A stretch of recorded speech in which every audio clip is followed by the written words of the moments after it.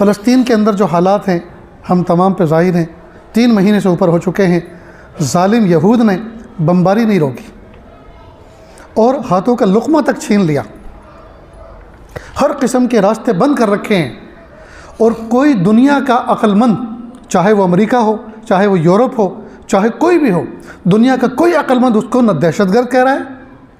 بھئی میرے گھر میں کوئی ظالم گھس آئے اور میں اپنے گھر میں سے اس کو نکالوں، دھکیلوں، اس سے لڑوں تو مجھے تو دہشت گرد کہا جا رہا ہے۔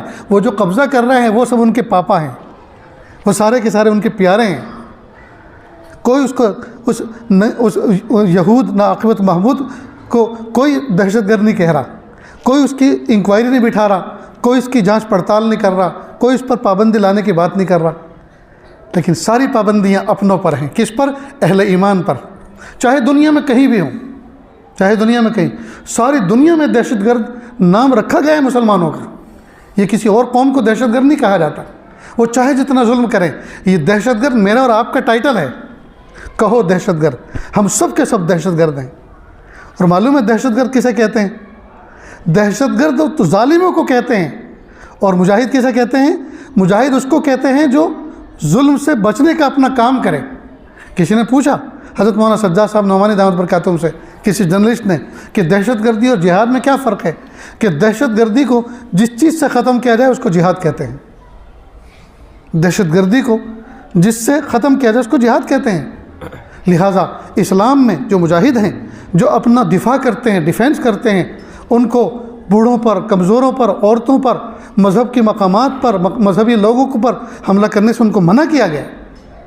لیکن یہ ننگے ایک مسجد غزہ میں نہیں چھوڑی، ایک دینی درسگاہ غزہ میں نہیں چھوڑی، ارے دینی تو چھوڑو، دنیاوی اسکول نہیں چھوڑے، سارے کے سارے قانون انسانیت جی طاق پر رکھ دیے ہیں اور دندناتے پھر رہے ہیں۔ اللہ ان کا بیڑا غرق کرے، ان کا بھی بیڑا غرق کرے، جو ان کی ہیلپ کرے اللہ ان کا بھی ستیہ ناش کرے۔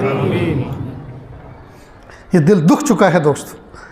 اب بحیثیت ایک مومن ہونے کے میرا اور آپ کا فریضہ ہے، ہم ان کے لیے ایک تو دعائیں کریں، ان کے لیے دعائیں کریں، دعاؤں کا لشکر ان کے لیے بھیجیں، رات دن اپنی ہر نماز کے بعد کی دعا میں حصہ لگائیں۔ دوسری بات یہ ہے دوستو کہ ہم جو خوشیوں کے موقع منا رہے ہیں، دوستو جس بھائی کا گھر جل چکا ہو، گر چکا ہو، معصوم بچے یتیم ہو گئے ہوں، ماں باپ دونوں شہید ہو گئے ہوں، اور معصوم بچے رکھڑتے پھر رہے ہوں، کوئی ان کے سر پہ ہاتھ پھیرنے والا نہیں، تو ہمیں کیا حق پہنچتا ہے ہم اپنے آنگنوں کو لائٹنگ سے سجائیں، اپنے آنگنوں میں ہم خوشیاں منائیں؟ ہمیں کیا حق پہنچتا ہے؟